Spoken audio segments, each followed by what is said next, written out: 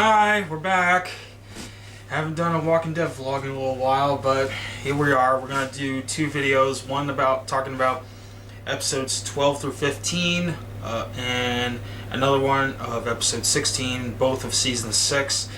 Because, well, the finale is probably a big enough video on its own, while the other episodes we could probably just do right here. So here we are. Yay! Yeah, the zombies are happy. Yay! No, bad zombie. Bad. No human flesh for you. Try dog food. Anyway, okay. Episode 12, which was about... Oh, crap. Hold on. Episode 12. Yeah. Rick and the group decided to make... Episodes 12 and 13 were largely about Rick and Rick and his group and some of the Alexandrians and the Hilltop people making an attack on the Savior's compound. Yeah. I'll admit there wasn't as much Walker action as I thought there would be. I mean, yeah, not a whole lot. But I mean, there was a lot of killing when they made it to the actual compound.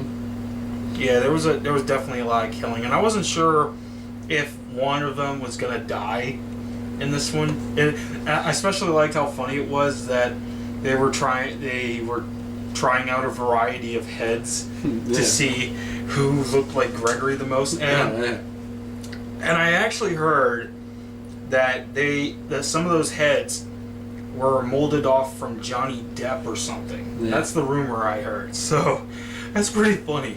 Yeah, they didn't have to beat up a dead head. Yeah. Which was funny. Yeah. So, and now we're seeing Father Gabriel getting more assertive, I guess. Yeah. He's really stepping up to the plate here. He's not becoming such a whiny little, pussy this time around. So it's good to see that happening. And we're seeing Tara going out, doing stuff because she wants to, I guess, maybe make the world a better place for her girlfriend Denise. I guess. So. Yeah. And but Rick and his guys just simply slaughtered all of them. They just slaughtered all the saviors, and we also had to see Glenn and Heath have some weird bonding moments too. Oh yeah, remember Heath? He's in there now. Yeah. Where did he show up? Yeah, I mean, we haven't seen him much over this show. Now we're finally seeing him again. Yay! Again, I keep hearing about that new 24 show that he got the lead role in it. So I don't know if he's still going to do Walking Dead, considering the character he's playing in Walking Dead is kind of a big character in the comic anyway, so who knows. Well, they already got rid of the whole Denise and Heath relationship from the comic anyway, so there goes that. Yeah. Anyway, and now we're seeing Carol starting to get a bit motherly. Yeah, I guess if that's what you want to call it. Yeah, she's getting a bit, she's starting to really, be all like, Maggie shouldn't be here. She shouldn't be here like this. Because Maggie's pregnant, I guess? Yeah. She's pregnant. Yeah, Maggie. Well, yeah. I mean, I'm not saying I guess because, I'm not questioning whether Maggie's pregnant. I'm just like, is that why Carol's being all super protective about this? I don't know. But I don't know either. But it did get a bit annoying. Yeah. Especially when Maggie was trying to go out there and help everyone, and Carol's holding her back and be like, no, you stay right here. You stay right here, young lady. Of course, that ends up kind of biting them in the ass anyway. Yeah. Well, I don't think it's so much that them staying there bites them in the ass. I think it's just some of the saviors just ended up sneaking out through the cracks, which kind of leads into episode 13. Maggie. This was just largely about Maggie and Carol.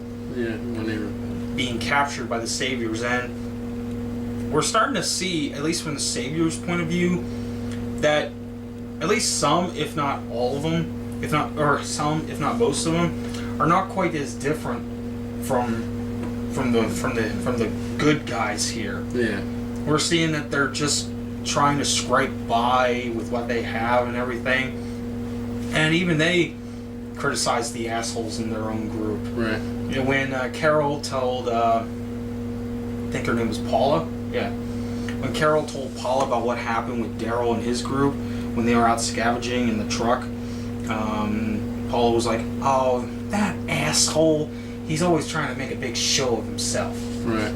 Yeah. So I guess it's like, oops. So I guess it's like, oops, my bad. We sent out the wrong guy to deliver our message. And he got blew up in. And he got blown up.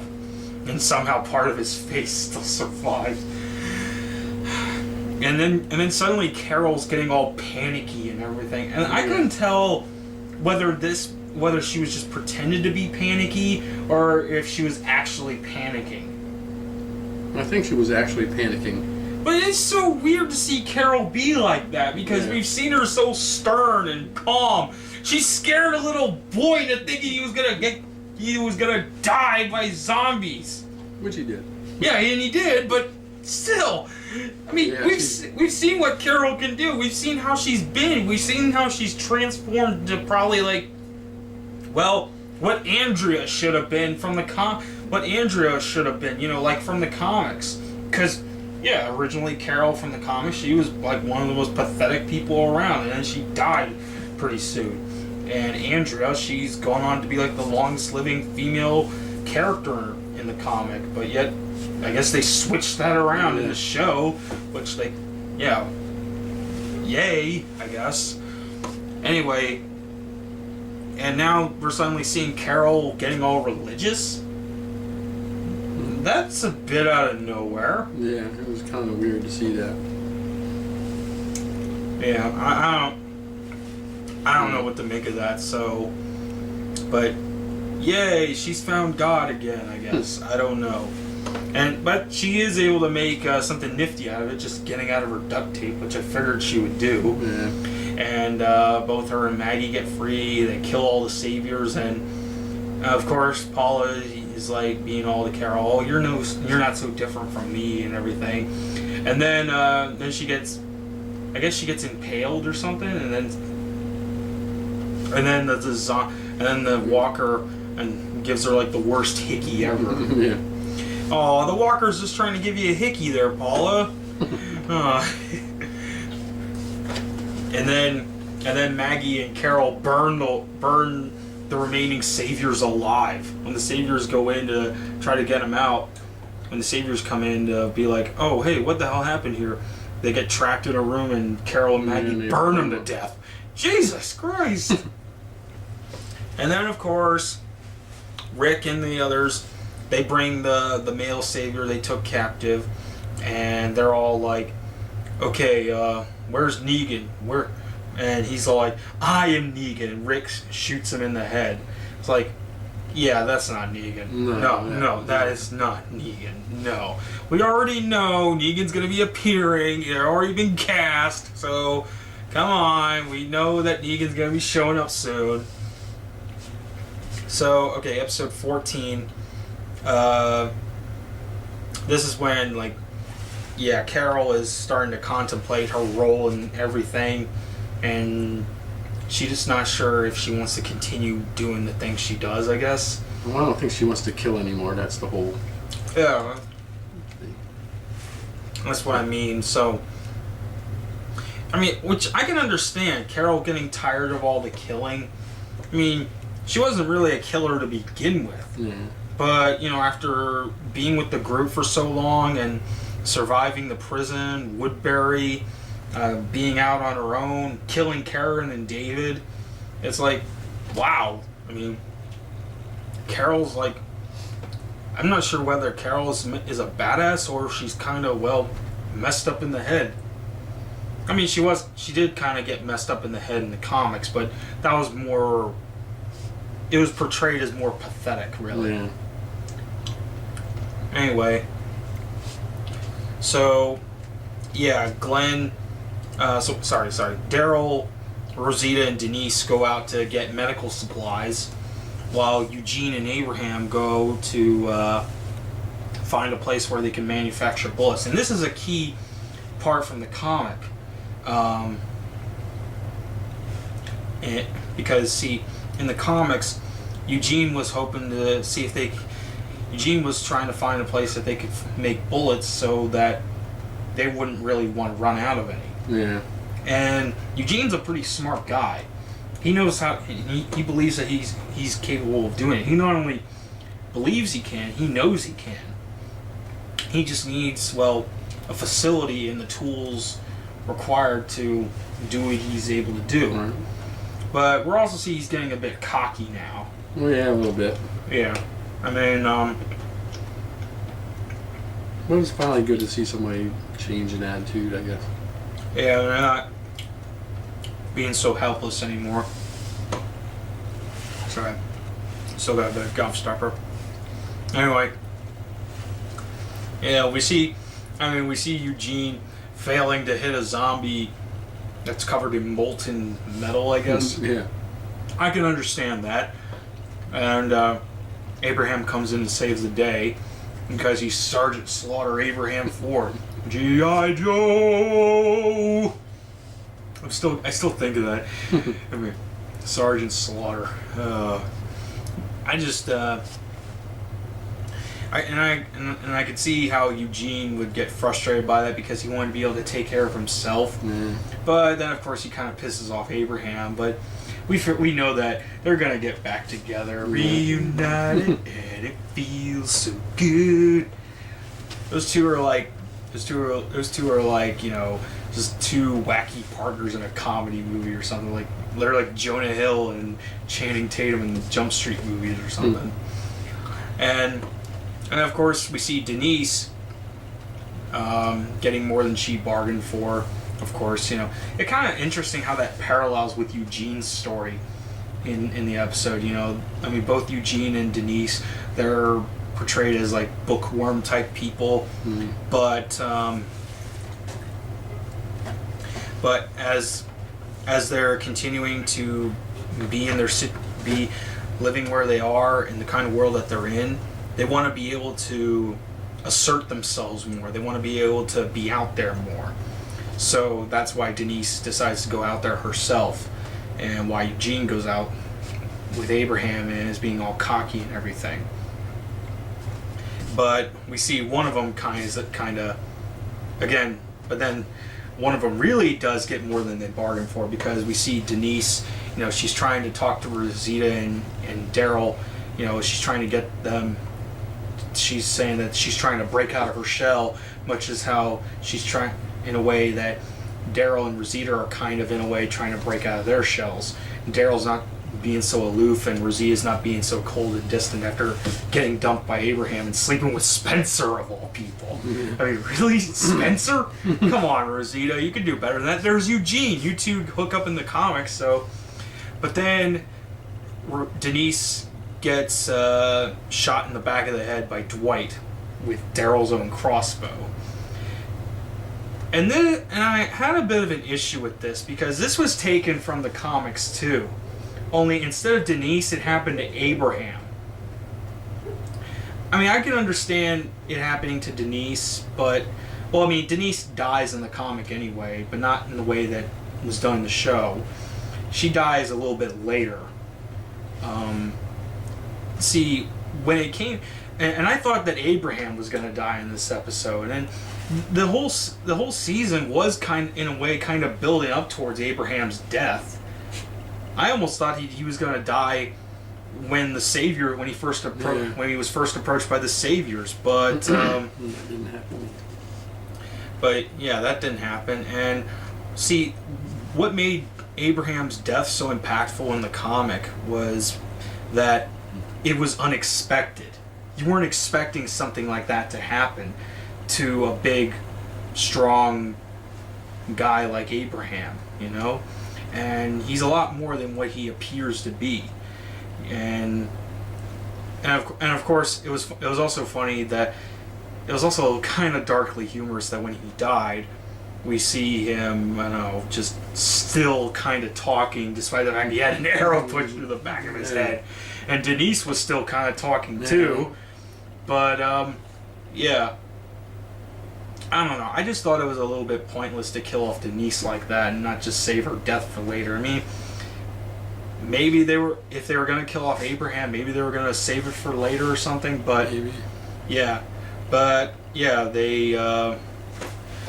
At least they managed to keep that one moment from the comic when Eugene bites Dwight's crotch. That was pretty funny. It's like, oh boy. And looking at Dwight's face, he doesn't look as, I don't know, I can't tell if it hardly looks like he got much of a severe burning at all, you know?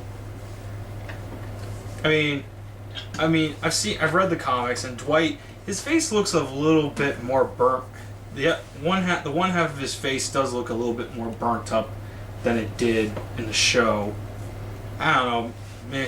Maybe it's just the makeup work or something. I don't know. No offense to the makeup guys. No offense to Greg Nicotero if you did the makeup. No offense. It's just, I don't know. He looks more like he got, I don't know, a bit of a bad sunburn or something. Or maybe I'm just looking at it from a bad angle.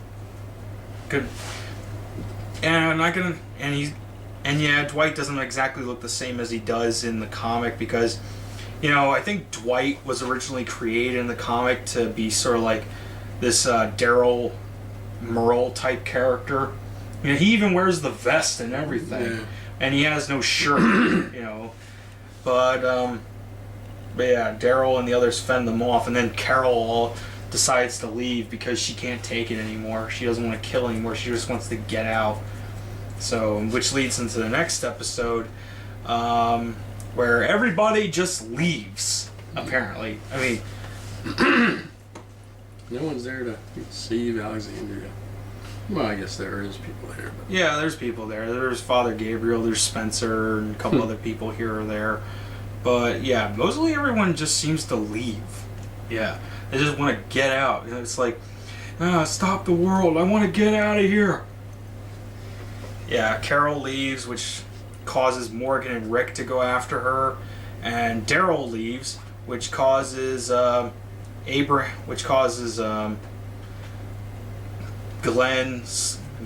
Michonne, and Rosita to go after him. Glenn wants to get payback at Dwight for using his own friggin' crossbow to kill Denise. Not to mention, Daryl feels guilty for Denise's death because, well, it was his crossbow. He helped Dwight out when he first met him. And he didn't kill him when he should have. Yeah. I can understand that. And then Carol runs into some saviors, I think. Were they saviors? I think they were. Yeah, they were. They were? Yeah, I think so. Yeah, because they openly shoot at her. Yeah. Yeah, so... And then she shoots them up. But then, you know, and then the episode awkwardly cuts to... You know, I kind of thought it was a bit weird how they showed at the beginning, where, like, you know, I guess the encounter Carol had with the Saviors, and she killed them all, or most of them. But then we see that happening later, and it's still weird how it transpired, because we're seeing the aftermath of it, but where the heck did Carol go? I mean, how the heck did she get that far? I mean, Rick and Morgan get there in like 2 minutes, and yet somehow she's gotten like miles ahead of them. Yeah, I don't know. That was kind of weird. Yeah. So, and Morgan, you know, he tells Rick that, you know, I can understand why you're doing the things you're doing, you know, but I don't know. It's not something I'm very comfortable with, but I can understand why. Something like that. Rick and Morgan tries to get Rick to understand that it's all a circle. You know, it's all a circle. It's, you know, I almost thought he was going to break into song and be like, it's the circle of life. Or Morgan's theory, there's good in everybody, I guess. And everybody it consumes us all. Oh boy, it just seemed to get a bit preachy, but at least it's again, I mean, Morgan preaching peace and Morgan was preaching peace. Was kind of preaching peace and love between the Saviors and everyone else, because, you know, he's trying to be a man of peace. He's not trying to be so crazy anymore. I get that. But it was just reminding me way too much of Andrea and the way that her character went in season 3. And I really hope that they don't kill off Morgan because of that. Because Morgan's gotten awesome now. He's awesome. They gave him an hour-and-a-half episode. Yeah. You can't kill off Morgan. Please, don't kill off Morgan. Please. I think he's going to be around for a while yet. Yeah, I think he'll be around for a while. And so then finally we see that how did it Glenn and I think it was Glenn and Michonne, they got captured by the Saviors, and Dwight and Rosita, they try to save them. But then Daryl and Rosita. What the heck? Daryl and Rosita try to save him, but then Dwight surprises them and shoots Daryl, and the screen cuts to black despite there's blood everywhere. Right. It's like, come on! I mean, they've been toying around with who's gonna die throughout this entire season, and I was left thinking, okay, did they kill off Daryl? No, they couldn't have killed off Daryl. No, they wouldn't have given Daryl such an unceremonious death if they were going to kill him off. So, yeah, that's about it. Episodes 12 through 15. And they had their highs and low points, but I think it was kind of starting to show that The Walking Dead it's still got a lot of strength. It's still got a lot of strength in it. It's still got a lot of oomph in it. But it's starting to strain itself out a bit. Particularly in some build-up regarding certain things. But, yeah. Well, alright, I'm Phil. And Dave. And stay tuned, we'll be talking about the finale soon.